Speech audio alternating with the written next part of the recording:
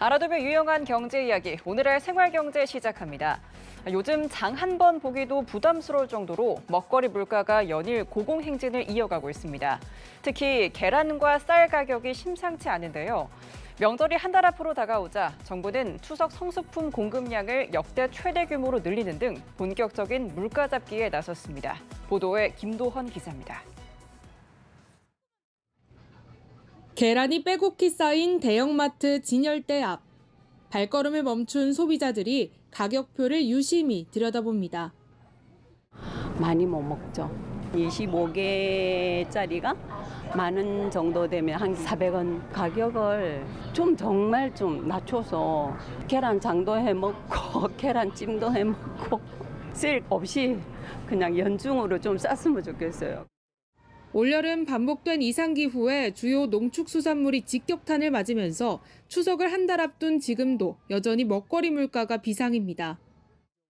이렇게 계란 한 판 가격이 10,000원에 육박하기도 하는데요. 실제로 계란 산지 가격은 올해 들어서만 30% 넘게 뛰었고 계란 한 판 평균 가격도 지난 5월 4년 만에 최고치를 기록한 뒤 지금까지도 좀처럼 잡히지 않고 있습니다.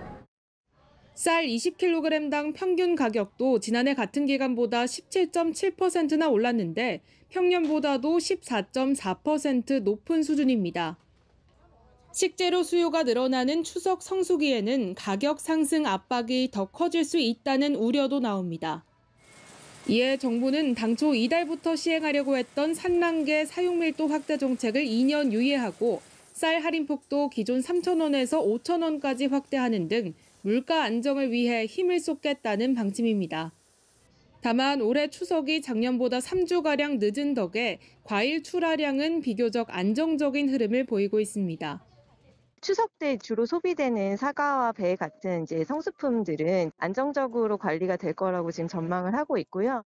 송미령 농림축산식품부 장관도 소비자 부담을 덜기 위해 배추와 무, 소고기 등 추석 성수품 공급량을 역대 최대 수준으로 늘리겠다고 밝혔습니다. 이처럼 정부도 가용수단을 총동원하기로 한 만큼 명절을 앞두고 장바구니 물가가 잡힐지 주목됩니다. 연합뉴스TV 김도헌입니다.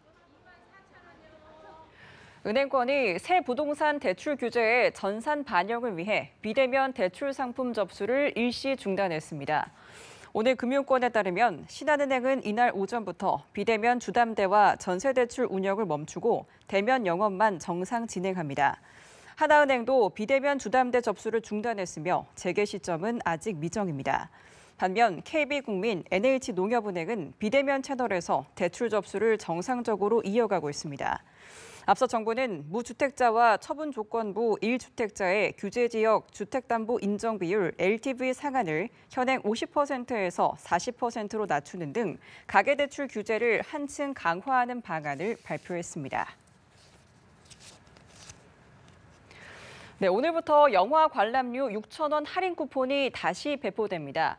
문화체육관광부는 앞서 배포했던 450만 장의 쿠폰 가운데 이달 2일까지 사용하지 않고 남은 188만 장을 재배포한다고 밝혔습니다.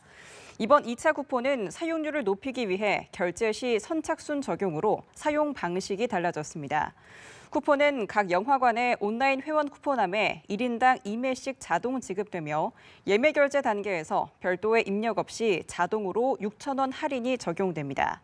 다만 영화관별 보유 수량이 소진되면 할인은 종료됩니다.